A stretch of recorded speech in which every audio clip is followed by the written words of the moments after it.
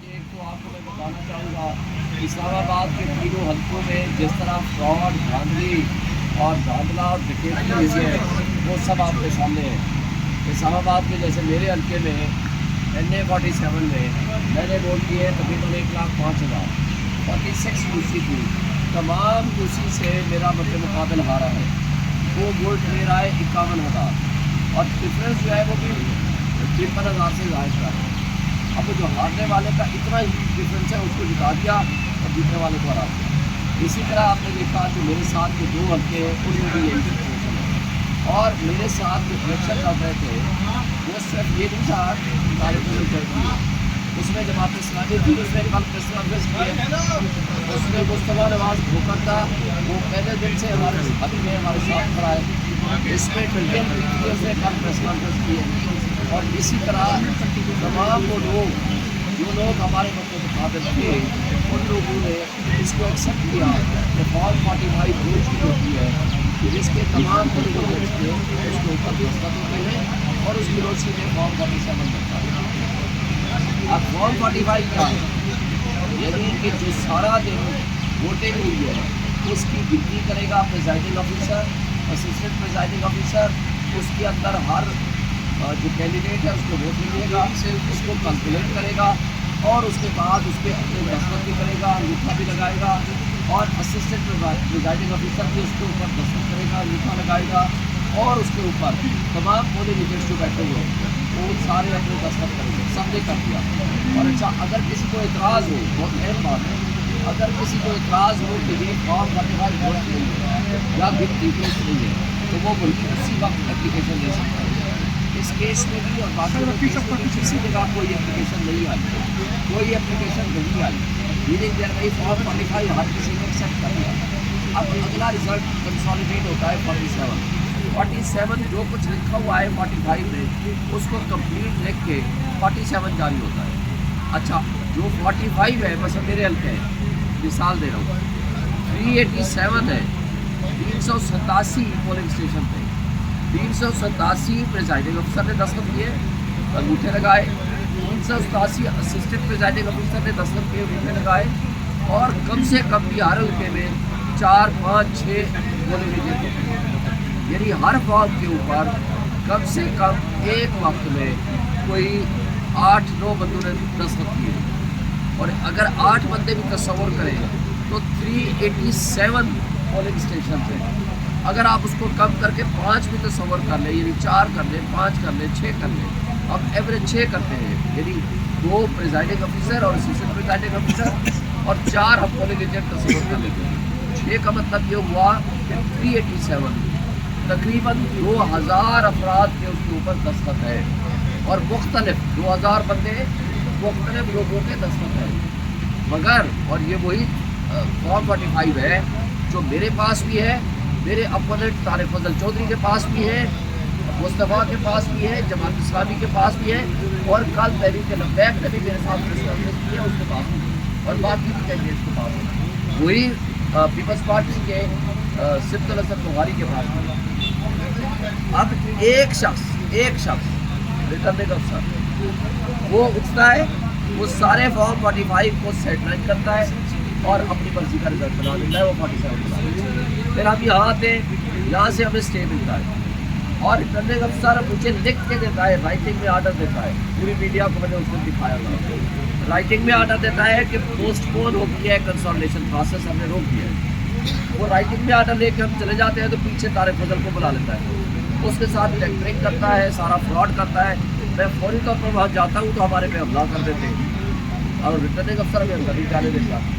और जब यहाँ आते इलेक्शन कमीशन हमारी एप्लीकेशन लेता है, फौरी तौर पर उस पर आर्डर करता है, वो उनको आर्डर भेजता है, लेकिन हमारी कोई सुई सुनता। और इत्तेफाक से और अजीब सी बात लगती है कि इलेक्शन कमीशन खुद स्टे दे रहा है, खुद उनको रोक रहा है और खुद कह रहा है कि इनके खिलाफ एक्शन क्यों या तय कर रहे हैं और रात को नोटिफिकेशन जारी कर देता है, जिसको हमने हाई कोर्ट में चैलेंज किया और अभी वो आर्डर रिजर्व हो गया है। उम्मीद रखते हैं कि नोटिफिकेशन वो सेटिसाइड हो जाएगा। अब इसी तरह पूरे पाकिस्तान में बहुत बड़ी मेजॉरिटी के साथ PTI जीती है, हर हल्के में जीती है, फॉर्म 45 मौजूद है।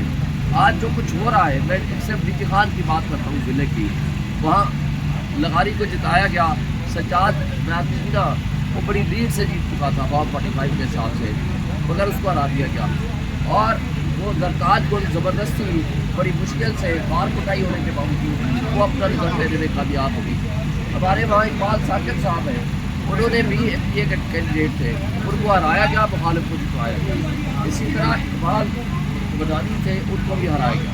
اور میرے ساتھ موجود ہے علی محمد فروغ صاحب، علی محمد فروغ صاحب میرے پاس موجود ہے، یہ ان کا حلقہ تھا LA-184، یہ جیتے ہیں جناب 50,000 کی لیڈ سے، یہ آپ کے علاقے 1,13,000 اس کے ووٹ تھے، 45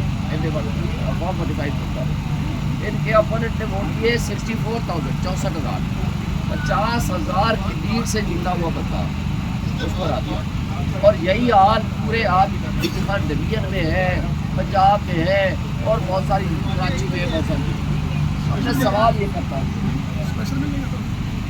کہ جو لوگ کل آپ نے وہ اترے ہوئے چہرے، وہ فراڈ، وہ کرپٹ مافیا آپ نے اکٹھے بیٹھے ہوئے دیکھا، جس کو PDM-2 کی شکل آپ کہہ سکتے ہیں۔ PDM-1 نے جو اس ملک کی تباہی اور جڑیں تباہی کی اور جڑیں ٹوٹی کی ہیں، وہ اب PDM-2 جو کہ جس کو حکارت کی لباس سے بچے ہوئے اب آپ نے مسترد کر دیا، اب اشرافیہ کو اور اس بدماشیہ کو ہمارے اوپر مسلط کیا جا رہا ہے۔ اب میں یہ کہتا ہوں کہ جو فراڈ، فورجری اور بےایمانی اور ڈکیتی ان لوگوں نے کی ہے، ان کو شرم و حیا ختم ہو گئی ہے کہ کس منہ سے آپ اکٹھے ہو کے اور پھر ہمیں کہتے ہیں آپ سیاسی نہیں ہیں، آپ ہمارے ساتھ ہی بیٹھتے ہیں۔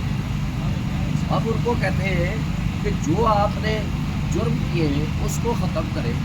میں آپ کو آفر کرتا ہوں، ہم ہر ایک سے بات کرنے کو تیار ہیں، مگر جو ہمارا مینڈیٹ ہے، عوام کا مینڈیٹ ہے، وہ ان کو واپس کریں۔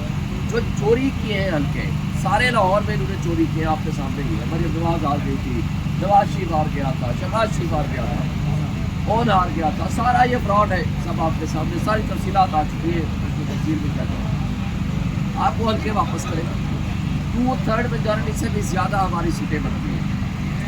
حکومت ان کو بنانے دیں جس کو عوام چاہتی ہے۔ آئین میں لکھا ہوا ہے کہ آئین کے دیے ہوئے اختیارات کے ساتھ آپ نے جس کو عوام منتخب کرے گی وہی حکومت بنائے گی، اور آئین کی وائلیشن میں اگر وہ ٹولہ، وہ طبقہ جو آپس میں بیٹھ کے ایک ہفتہ پہلے تک دست و گریبان تھے، وہ قوم کی آنکھوں میں دھول جھونک رہے تھے، آج PDM-2 بنانے جا رہے ہیں۔ یہ ملک کے لیے تباہ کن ہوگا، لوگ ان کے اوپر ٹرسٹ نہیں کرتے، عوام کو ان کے اوپر ٹرسٹ نہیں ہے، اوورسیز کو ان کے اوپر ٹرسٹ نہیں ہے، انٹرنیشنل ورلڈ ان کے اوپر ٹرسٹ نہیں کر رہی، کوئی انویسٹمنٹ نہیں لائے گا، اور ان کو اگلے ہی مہینے 2 مہینے میں $24 بلین کی واپسی کرنی ہے۔ ان کے پاس کوئی روڈ میپ نہیں ہے۔ جب دیکھیں پبلک سپورٹ سے گورنمنٹ آتی ہے تو وہ پالیسی وہ بناتی ہے جس کو پبلک کی سپورٹ ہوتی ہے، اس کو انٹرنیشنل ورلڈ ریکگنائز کرتی ہے، اس کو اوورسیز ریکگنائز کرتی ہے، پھر انویسٹمنٹ آتی ہے، پھر ملک آگے چلا جاتا ہے۔ لیکن جس انداز سے یہ چلانا چاہتے ہیں، یہ ملک کی تباہی کرنا چاہتے ہیں، تو میں سوال کرتا ہوں اپنے ان اداروں سے جو اس ملک کی حفاظت کے ذمہ دار ہیں، کیا آپ نے ملک کی حفاظت کی بجائے ملک کی جڑیں کھوپڑی اگر کرنی ہے اور ان ظالموں، ان جابروں اور ان چوروں اور ڈاکوں کی مدد کرنی ہے اور اس ڈکیتی میں آپ شریک کار ہو کے ان کو آگے لانا چاہتے ہیں، تو کیا یہ آپ ملک کی خدمت کر رہے ہیں، یا ایک شخص جو جیل میں بیٹھا ہے اس کی دشمنی میں ملک کو کھوکھلا کر رہے ہیں، 25 کروڑ عوام سے آپ بدلے لے رہے ہیں، اور اس کا نقصان ہمارے ان 25 کروڑ عوام کو بھی ہے اور ان کے بچوں کے مستقبل کو بھی ہے۔